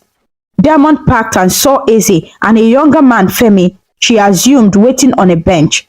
She approached cautiously. Eze stood as Diamond walked up. Under the street lights, she could see him more clearly now than she had through the gate earlier. The resemblance to her father was undeniable, and in his eyes, she saw an ocean of love and sorrow that made her want to cry all over again. They exchanged quiet greetings. For a moment, it was awkward, a decade of separation making them almost strangers. Femi introduced himself politely to Diamond, and she gave him a grateful nod, recognizing that he must have been instrumental in her father's survival. I believe you might be my father, Diamond said softly, getting straight to the point. But I need to be absolutely sure before I turn my word upside down. Will you take a DNA test? Yes, of course. Eze agreed instantly. Anything you need. I have no doubt what the result will be. But I understand you must be very sure. Diamond had anticipated his consent. She had already contacted a private lab discreetly. They owned a favor to the Ezabata family. I have the test kit in my car, she said. Without wasting time, she retrieved it under the lamplight. They swabbed the inside of Ezabata's cheek and sealed the sample. And he did the same with Diamond. It felt strangely clinical for such an emotional situation. But Diamond knew this scientific proof would silence any doubt or argument. As she sealed the envelope, Diamond said, I will deliver these to the lab first thing tomorrow morning. We will have results in a couple of days. She paused, then added, if it confirms you are my father, Kolade will have to accept it. And Obinna will have to accept it too. Eze gently placed a hand on Diamond's shoulder. His touch, warm and gentle, like she remembered. Thank you, Diamond. I know this is difficult, but you are doing the right thing. I only ever wanted to come home to you and your brother. Diamond finally allowed herself a small smile through her tears. I never stopped hoping you might be alive, she admitted in a trembling voice. At least, a part of me never stopped. I prayed, and sometimes I dreamed you would come back. When you sang that lullaby today, I felt like I was 8 years old again, safe and loved. A sob escaped her and suddenly Eze pulled her into a hug. Diamond stiffened for a split second, then melted into his arms. It felt like coming home after being lost for so long. She cried softly against his shoulder, and Eze's own tears fell into her hair. I'm so sorry, he whispered. I'm sorry I wasn't there all these years. I would never have left you all by yourself. I would never have done that by choice. You know that, don't you? Please tell me you know that. I know, Daddy. Diamond found herself saying the name she hadn't spoken in so long coming out naturally. I know that now. They held each other for a long moment. Femi stood respectfully aside, smiling, his heart full at seeing a piece of the family coming back together. Eventually, Diamond pulled back, wiping her eyes. We have to be careful. Uncle Kolade might suspect I would reach out to you. He has a lot of influence. If he could really do what you say he did, we can't underestimate him. Eze nodded. We should keep this meeting secret, and the DNA test too. Once we have the result, we should present it in a situation where he can't interfere. Perhaps through legal channels, maybe a lawyer or in a court to formalize my appearance. Diamond agreed. I think once we have proof, we should call a meeting with a lawyer present, or even the board of the company. Actually, a court might be the best, because then the police can be involved too, given what happened. She took a shaky breath, still grappling with the idea that Uncle Kolade might truly have attempted murder. It was monstrous, but the pieces were falling into place in her mind. His quick acceptance of her father's death. He's taking over everything. Why hadn't she seen it? Because she was young, and he was so kind to them. It made her sick to think of. Just as they were about to part ways, a pair of headlights swung into the park's small parking lot. They all turned, startled. A black SUV had pulled in, and its lights went off. The vehicle just idled there. Eze felt his stomach tighten. Something didn't feel right. Suddenly, two large men jumped out of the SUV and started striding quickly towards them. Even in the dim light, their intentions looked hostile. There he is, one of them said in a low, threatening voice. Oga wants him taken now. They were thugs, clearly, likely sent by Kolade. Eze realized with a surge of fear. Kolade must have gotten his people to track down Eze's phone or maybe follow Diamond. Diamond's eyes widened in alarm. Run, she urged, stepping instinctively in front of her father as if to shield him. The thugs broke into a sprint. Femi lunged forward, positioning himself between the attackers and Eze and Diamond. Though young and strong, Femi was outmatched in size by the burly men. One swung a fist that clipped Femi's jaw, sending him reeling to the ground. Diamond screamed. Eze, fooled by paternal adrenaline, caught the other thug by the arm as he aimed to grab Diamond. "Don't you touch her!" Eze shouted, his voice fierce. The man snarled and shoved Eze to the ground. Eze fell, scraping his arm, but he scrambled up at once, placing himself in front of Diamond. The first thug reached for Eze, clearly intending to drag him to the SUV. Diamond, in a burst of courage, grabbed a handful of dirt from the ground and flung it into the man's face.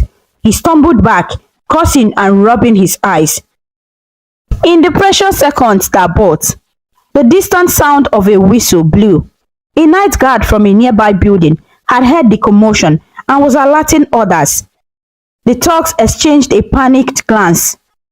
They hadn't expected resistance or attention.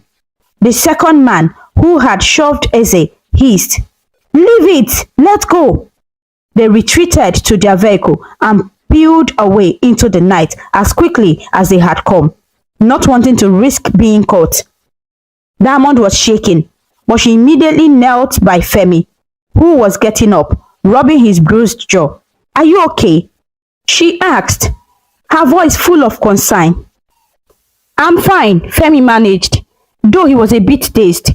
"Just a little punch. I've had worse falls from trees," he joked weakly, trying to lighten the mood. Eze looked at Diamond with pride and gratitude.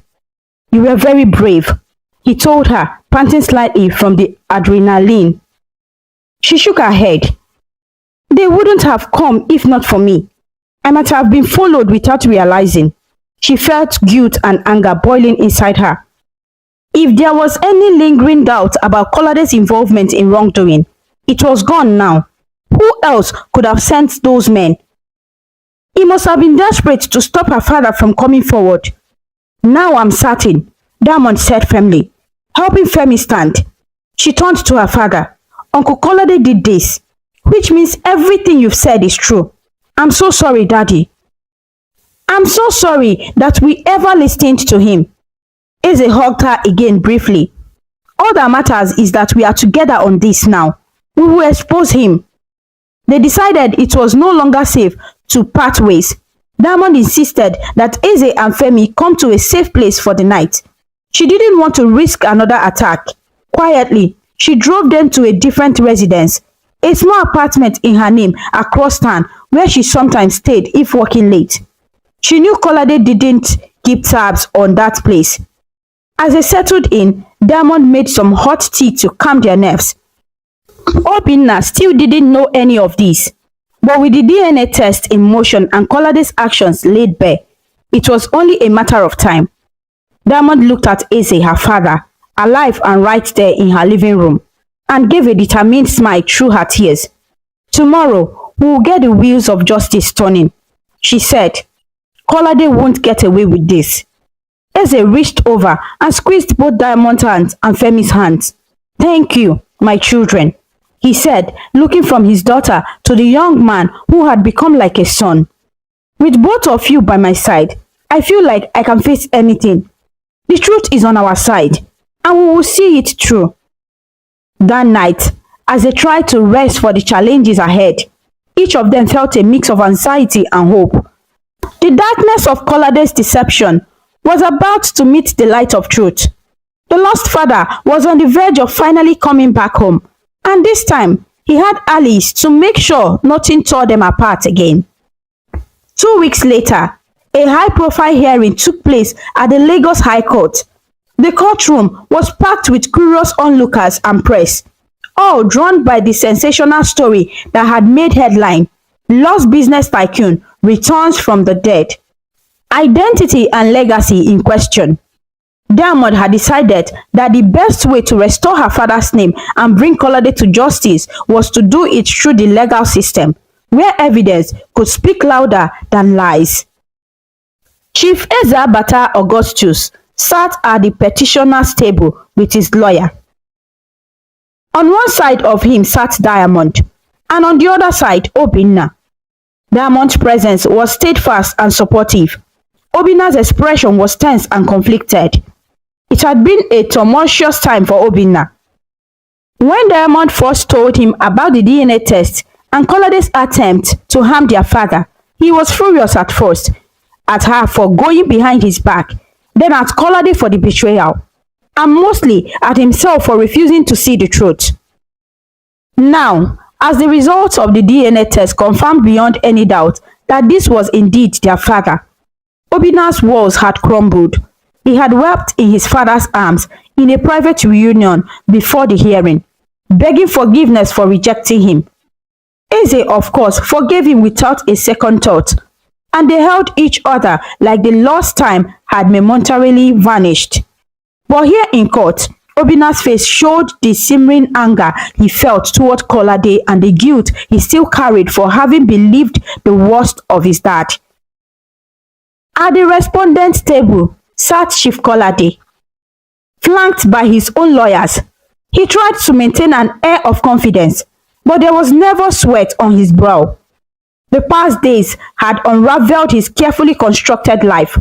When Diamond informed him that she had proof of her father's identity, Kolade had attempted to bargain and even subtly threaten, but she would not hear it. She had cut him off, telling him to prepare to answer in court. Now he found himself cornered, yet he still clung to hope that he could escape punishment. Perhaps the judge would dismiss the attempted murder claims for lack of direct eyewitnesses of the 10-year-old crime. Perhaps he could paint Eze as having abandoned his family to soften public outrage. But one look at the jury, there was a panel of assessors for this hearing, and the judge's stern face told him this was not going to be easy. The judge called the court to order. The first matter was formally verifying the identity of Chief Augustus Eze-Abata. A lab specialist was called to present the DNA evidence. Holding the official report, the specialist declared, the DNA test shows a 99.9% probability that Mr. Augustus Eze-Abata is the biological father of Diamond and Obinna Eze-Abata. A ripple of murmur went through the courtroom. Obinna closed his eyes briefly, a tear slipping down, hearing that scientific affirmation of what his heart now knew. The judge nodded, satisfied. It is the finding of this court that the petitioner is indeed Chief Augustus Eze-Abata, presumed deceased, now returned. Let the record show that his identity is confirmed. Chief Kolade's lawyer tried to object weakly, but it was futile. The truth was undeniable. Kolade shifted in his seat, staring at the man he had wronged. It was like seeing a ghost made flesh, and it sent shivers of dread through him. Next came the testimonies. Chief Eze-Abata himself took the stand. All eyes were on him. The father returned from the grave. He recounted his story in a clear, steady voice, though at times emotions threatened to overpower him. He told the court how Kolade had lured him out that fateful night, how they were attacked on the road. His voice quivered as he described the betrayal by his closest friend and best friend. In the audience, a few people gasped and shook their heads. Others were wiping away tears as Eze described being left for dead. Diamond and Obinna watched their father with pride and heartbreak. Hearing him speak of the pain and confusion he had endured was almost too much, but they needed to hear it. When Eze detailed his years of amnesia and simple living, a buzz ran through the room. It sounded like a movie, a wealthy chief living as a humble villager. But there were witnesses to back it. The court had statements from Nosbisi and others from Ilero village, attesting to a nameless injured man in their case years ago and his life there. Femi was also called to testify. He stepped forward, nervous but determined, and recounted how, as a boy, he found Chief Ezabata wounded and saved him, and how this kind man became like a father to him. Some in the audience smiled at Femi's earnestness. Others marveled at the twist of fate that this orphan boy would rescue a wealthy man without knowing it.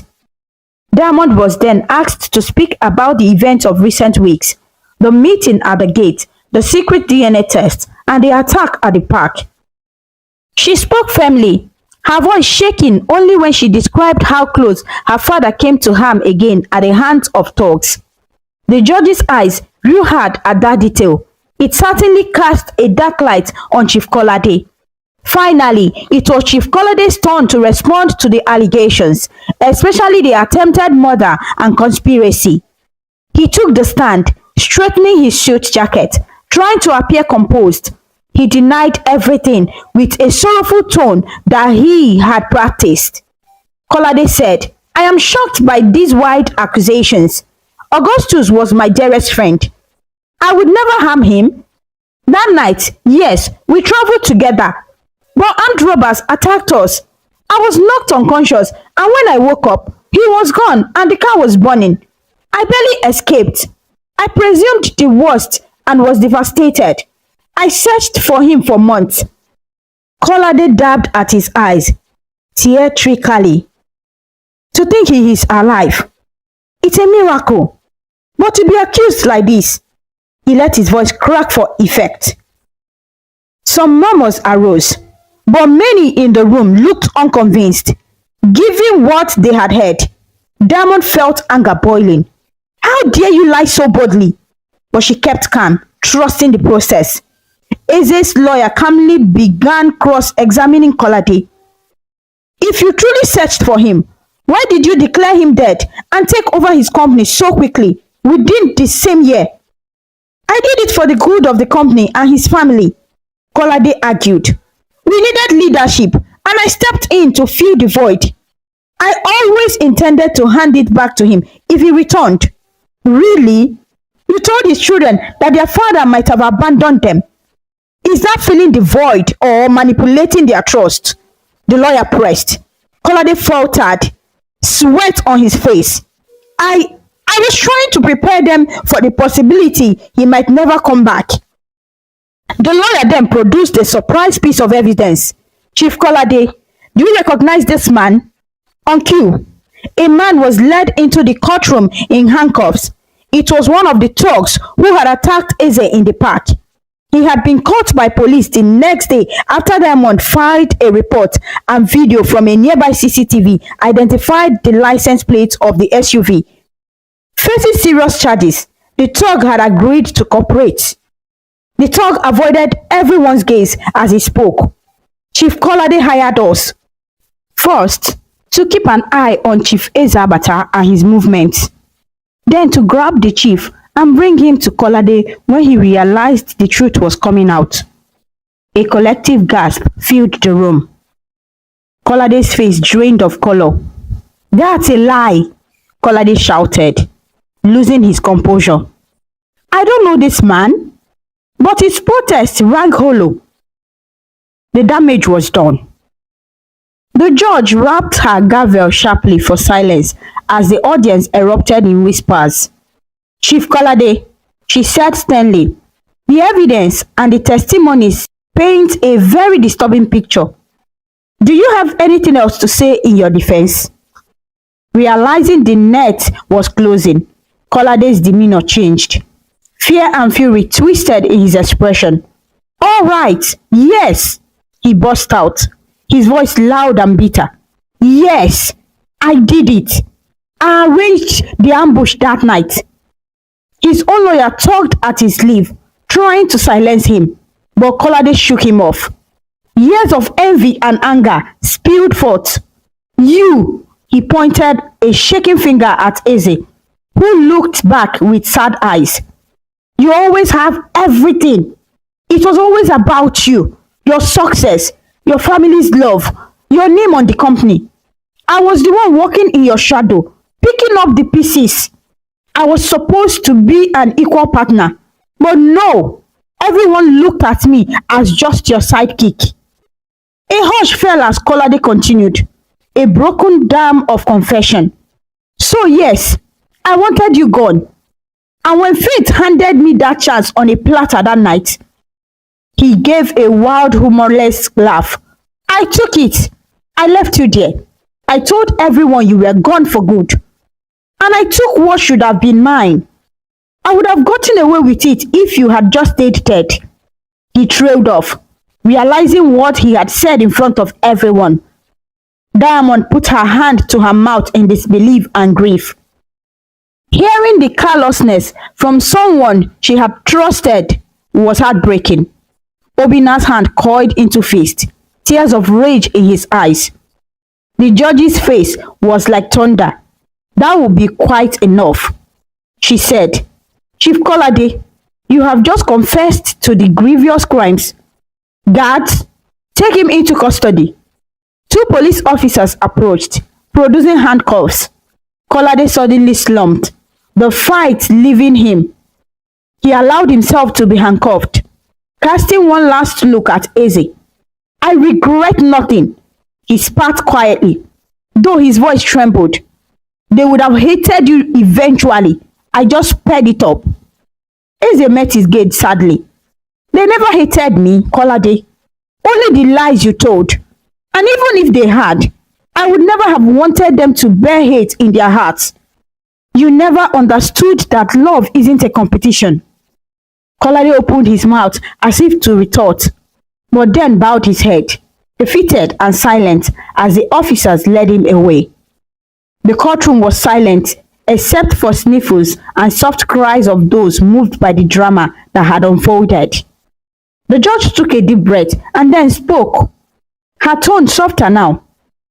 Today is a day of justice, but also one of great poignancy. Chief Augustus Ezabata, your identity is restored, and the wrongs against you have been acknowledged. The court will work with prosecutors on the criminal charges against Chief Kolade. But as far as this hearing is concerned, welcome back to your life. She offered a gentle smile. At that, a chair unexpectedly rose from the back of the courtroom, where some of Eze's old associates and even strangers moved by the story were sitting. The judge allowed it for a moment before raising her hand to quiet again. Eze stood, and Diamond and Obinna stood with him. Both children turned to face him fully. Diamond was openly crying with relief and happiness. Obinna's eyes glistened as he tried to keep steady. Daddy, Diamond said softly, forgetting the crowd, only aware that at last her father was beside her, vindicated and free. She threw her arms around him. Eze pulled her close, tears streaming down his own cheeks now. Obinna joined them, and Eze wrapped one arm around his son, drawing him in. Obinna couldn't hold back any longer. He sobbed into his father's shoulder, the pain and loneliness of 10 years pouring out. The courtroom looked on tenderly as the family reunited in a tight embrace. Even the judge appeared to dab at her eye with a handkerchief. Femi watched from a few steps away, smiling broadly through his own misty eyes, happy that the father he had shared was finally reunited with his first family. I miss you both so much, Eze whispered to his children. I have dreamed of this moment for so long. We missed you too, Daddy, Obinna managed to choke out. Every single day, we do. They held each other for what felt like ages, making up for the lost time in the silent language of love and tears. Finally, Eze extended a hand and gestured for Femi to come join them. Hesitant, Femi stepped forward. He felt a bit shy in front of the others in the courtroom, but Eze's face beamed with pride as he introduced him. George, everyone, this young man is Femi. He saved my life and became a son to me when I had no one. My family is not complete without him. Diamond turned and hugged Femi too, surprising him. Thank you for taking care of our father, she said warmly. Obinna shook Femi's hand and then, deciding that wasn't enough, pulled him into a hug as well. We owe you so much, Obinna said. Femi blushed, overwhelmed but happy. The reunion was everything Eze had hoped for. Both old and new bonds united in that moment. Those watching couldn't help but applaud quietly, moved by the touching scene. As they collected themselves, the formal proceedings wrapped up, the judge declared the hearing adjourned. Legal formalities would return Eze's assets and positions to him. But at that moment, none of that mattered as much as having his family around him. The lost father had come back home indeed, in every sense. Hand in hand, father and children walked out of the courtroom into the sunshine outside, ready to start a new chapter of their lives together. A month later, the Ezabata mansion was filled with laughter and light once again. Where there had been years of quiet longing, now there was joy and bustling activities. Chief Augustus Ezabata sat at the head of the long dining table, a place that had been left empty for a decade in his memory. On his right sat Diamond and Obinna, and on his left sat Femi. The table was spread with a delicious home-cooked meal that Diamond and Femi had playfully helped the cook prepare. Jollof rice, grilled fish, and fried plantain, with a side of egusi soup that was Eze's favorite. As they ate, the family shared stories and caught up on all the moments they had missed. Diamond recounted how she had taken on roles in the company, trying to do things she thought would make her father proud. Obinna described his travels and studies abroad, and admitted sheepishly that he always compared every mentor figure to his dad, hoping to find even a glimpse of what he had lost. Eze listened with tears in his eyes and a smile on his face, squeezing their hands and telling them how proud he was of the adults they had become. Femi spoke too, encouraged by the others. He told funny tales of the village life, how Baba Eze, as still occasionally called him out of habit, once tried to chase a stubborn goat out of their hut, or the time he taught the village children a song from a half-remembered story. Diamond and Obinna laughed, picturing their dignified father in such humble, endearing scenes. It helped them see that, though he had lost much, he had also touched other lives in his absence. After dinner, they moved to the cozy living room. On the wall hung an old portrait of their family from before Eze's disappearance. Now, father and children stood before it together. Diamond remarked softly that it finally felt right to have him standing there in person. Obinna nodded, placing an arm around Femi. We should get a new family portrait with all of us, Obinna said, including our new brother. Femi blushed with happiness at those words. Chief Ezabata cleared his throat, drawing everyone's attention. Actually, that reminds me, he said. He picked up a brown envelope from a side table. I have something important to discuss with you all. They gathered around curiously. Eze looked at Femi with a tender smile. Femi, you have been like a son to me for 10 years. You saved my life. Gave me a family when I had none. I talked to Diamond and Obinna about this already, and we would love to officially make you a part of our family. If you would like to have us. He slid the envelope towards Femi. Inside were legal documents for adoption, already prepared. Femi's eyes widened as he realized what they were. Adoption, you mean? Diamond laid a hand on Femi's shoulder. It means we want you to be our brother, legally and forever. You're already that in our hearts, she said warmly. Obinna grinned. You will be Femi Ezabata if you want. Though, name change isn't required if you want to keep yours. But the point is, you will be our father's son in every way. Femi was overwhelmed. He had always longed for a family, and here it was being offered to him freely, out of love. I don't know what to say, he stammered, tears brimming. You've all done so much for me already. You don't have to. Nonsense, Ezabata said, standing up to pull Femi into a hug. We want to. You are my son, the same as Diamond and Obinna. You have been since the day you pulled me off that road. This just makes it official. Femi nodded against Eze's shoulder, unable to speak for a moment because of the happy sobs that escaped him. Thank you, Dad, he whispered. It was the first time he used that word for Eze in front of Diamond and Obinna, and it felt right on his tongue. Diamond dabbed her eyes. Oh, Femi, you will make me cry again, she joked gently, joining the hug. Obinna wrapped his arms around all of them, making it a group embrace. That night, under the same roof, the reunited family sat in the garden, looking at the stars. It was a calm, clear night, reminiscent of that fateful night long ago, but now filled with peace instead of tragedy. The gentle chirping of crickets serenaded them from the flower beds as a warm breeze rustled the leaves of the mango trees. I wonder if Mama can see us now, Obinna said quietly, gazing up at the brightest star. Their mother had passed away a couple of years before their father's disappearance, a loss that had hurt them all deeply. I'm sure she can, Eze replied softly, putting an arm around Obinna, and I believe she's smiling, knowing we are together again and that our family has even grown bigger with Femi.